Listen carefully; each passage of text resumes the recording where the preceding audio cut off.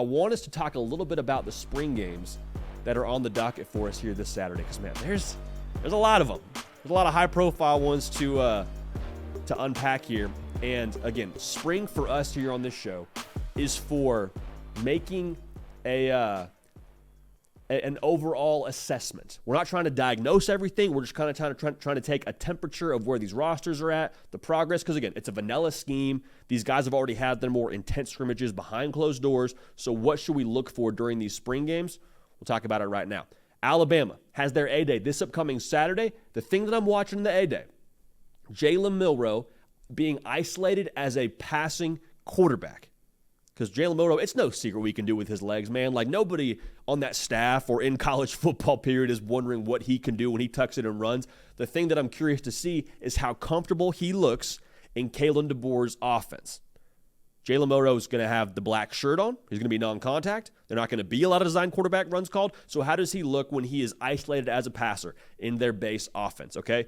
The question isn't him as a football player. The question is his ability if you take away his legs. We're going to get to have a very small peek at that, I think, in this A-Day. And if he's able to be successful as a one-dimensional passer, when he gets his legs back in a real 11-on-11 setting during the fall, like, Bama's going to be tough to stop.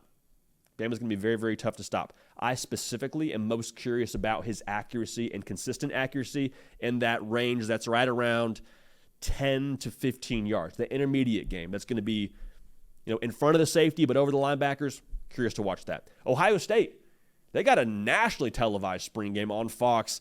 A lot of new faces. Like, you could just, have yourself a day and a half watching specifically the Julian Sayin and the Will Howard.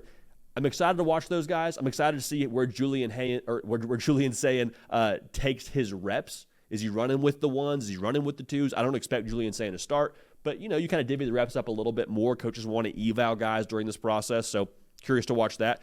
The thing that I'm watching most closely is what Jeremiah Smith does, because if you've been tuned into the spring football extravaganza that's been going on the Ohio State social media page, it is Jeremiah Smith making acrobatic catch, making one-handed catch, going up and over all Big Ten defensive backs and making deep receptions. What does he look like in the spring game? In social media now, you only get a small part of that context. Like, you just kind of see the moment itself where he catches the football. What does he do play in and play out? How does he look, when he has a small screen pass and just picks up 5 yards? Like, what are we getting playing and play out from Jeremiah Smith and not just the highlights? I'm excited to watch that. Caleb Downs, too. Freshman All-American safety transferring over from Alabama, the top player in the transfer portal, arguably the biggest win of the offseason for anybody. How comfortable does he look in that Jim Knowles defense? And the thing with the Jim Knowles defense, it's a little bit exotic, a little bit counterintuitive in terms of the actual rules you have if you're a defensive player in that scheme. It's not an easy thing to learn. The jump that Ohio State made defensively as a unit from year 1 to year 2 under Jim Knowles, I think their familiarity with that system was a big part of that. Caleb Downs, having been there for all of when it comes to the spring game, it'll be 14 practices. How comfortable is he? Does he know where to, align pre-snap? Does he look like he's able to have some ad-lib within that scheme in terms of, can he disguise it well? Does he have to get right to his assignment? I'm curious to watch that. Again, it's not a thing where we're making an overarching definitive statement on him, but I'm just curious to see the progress there. Georgia and their G-Day will be this Saturday. The buzz around that wide receiver room this spring has been palpable. You got Colby Young transferring over from Miami. You got London Humphreys, Nashville kid who transferred from Vanderbilt over to Georgia.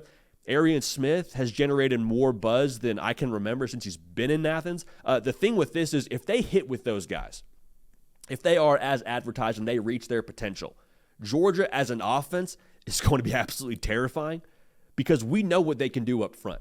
Like, yes, there's some new pieces on that offensive line. I understand that. But we know they're going to be able to pound the rock. That's who Georgia is. That's their identity. That's not changing at all. So when you have that part of your offense, and then you pair that with 3 wide receivers who all reach their potential, and you can stretch the field vertically, you really put defenses in a bind. The more versatile and multidimensional Georgia can be, the scarier they're going to be for defenses in the fall. And also worth noting, the more you maximize your talent at wide receiver, the more you maximize the talent you have at quarterback, which I think you got the best quarterback in America in Carson Beck coming into the season. Speaking of quarterbacks, Miami's got a new one they're breaking in Cam Ward. Really simple for me when I watch Miami's spring game. How in rhythm is Cam Ward running this offense? I don't need to see the 60-yard bomb. That would be nice if we could get a look at that, Cam. It'd be nice if you show off the can a little bit. We'd appreciate that. I don't need to see the threading the needle between the two safeties and throwing just dime rocks. How comfortable does he look getting from his second progression to his third progression? How comfortable does he look throwing the ball on time, knowing where he's got to go with the football? It sounds simplistic, but I'm telling you, you get to these spring games and quarterbacks that have gotten 14 practices to this point, being in an 11-on-11 competitive setting with, you would hope there's a little bit of a buzz in the air for that, a little bit more competitive juice flowing. Is he still able to be controlled? Here's the key thing I'm looking for. Does he move the offense? Do drives end in touchdowns? It's got to happen at practice before it happens out there in the fall on Saturdays. LSU, same thing. Garrett Nussmeier now, we know he can throw the football, man. Garrett Nussmeier, first team all Uncle Rico. There's no way around it, man. The dude can just sling the pill around the yard like a shady pharmacist, is what we say on this show. I don't have any question marks around him being able to make that big shot. I'm curious, does he go the right place with the football, and does he keep the ball out of harm's way? Because what I just said for Cam Ward is absolutely true about Garrett Nussmeier. You don't go from making poor decisions at practice to somehow making great decisions on game day. Garrett Nussmeier, if he plays within the structure of this offense and is able to get the ball to their weapons, and some of those weapons are new now. C.J. Daniels, curious to see how he looks long-term at LSU. That's going to be massive, and that's going to ultimately, I think, lead to a maybe not identical output that Jaden Daniels had at LSU, but if you can even be in the same ballpark, good things are going to happen for the Tigers. Florida, they're going into the year 3 experience of the Billy Napier era. I just want to see them look like a year 3 offense, okay? Because Graham Mertz now going into his second season. I'm talking about the operation as a whole. Are we doing things to give ourselves the best chance to be successful offensively? What I mean by that is don't hurt yourself. Florida last year was one of the worst teams in the country protecting the quarterback. 9% sack rate. Y'all, that's abysmal.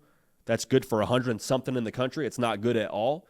Procedurally, do we look like we're able to line up and be able to, have our assignment play in and play out before the snap? There were a lot of times where I saw Florida look a lot more like a year 1 operation than a year 2 operation. Some of that started in the spring game, honestly, last year. Now, to be fair, Graham Mertz, it was his first spring last year in Gainesville. So how does he look his second year as the guy, third year under Billy Napier for this offense? Do they look like a clean operation? I'm excited to watch that. Secondary also worth noting. A lot of cats in that secondary that didn't play last year that are now healthy and that are they expect to contribute in a big way. Do they look like they're in position? If you have a touchdown thrown against you, it happens. That's football. Do we see guys in position, competing, making plays on the football? Is there a better product that makes me feel like there's an uptick coming in 2024 for Florida? Last team here, Ole Miss. It's no secret what Ole Miss did in the portal, man. We talked about it on the show a lot. Princely Umanmielen, dog. Walter Nolan, dog. Both those dudes that have played in the SEC. Both dudes that have played big boy football. I don't need to see Princely Umanmielen coming off the edge and tag off on Jackson Dart. I don't need to see them get a bunch of sacks. What I'm curious is, when I watch that line of scrimmage, and I'm watching the TV broadcast, do I see a noticeable movement from the defensive line against the offensive line? Do I see that line shift where the defensive line is getting a really solid push and at least applying some pressure? I don't need to see tackles for a loss. It'd be nice. I don't need to see sacking the quarterback because, again, the quarterback's going to be in a non-contact jersey anyway. Are we getting a solid push that we think is going to translate to the fall? Because last year, Ole Miss allowed 4 yards a carry. 4 yards a carry. Not horrible. I think it's like middle of the pack nationally, but middle of the pack nationally will get you absolutely dominated in the SEC. Can't happen. I don't expect it will happen. Watching that in this spring game for Ole Miss. It's going to be a lot of fun, man. We talked about this a little bit with Josh Heupel, too, when it came to Tennessee's spring game. He's going to watch the Young Bucks play a little bit, so that'll be fun. We will obviously watch the Young Bucks there as well. It'll be fun to see the Nico era kind of get rolling. I don't think he'll play a whole lot in that spring game, just to be honest with you. That's my feel on things. But regardless, that's our thought on Tennessee's spring game as well. Just a little nugget for you there if you're tuned in to that this weekend. Hey, y'all. Thanks so much for watching. Subscribe to the channel here to make sure you don't miss an episode of The Hard Count. Also, be sure to check out other videos on the On3 YouTube channel.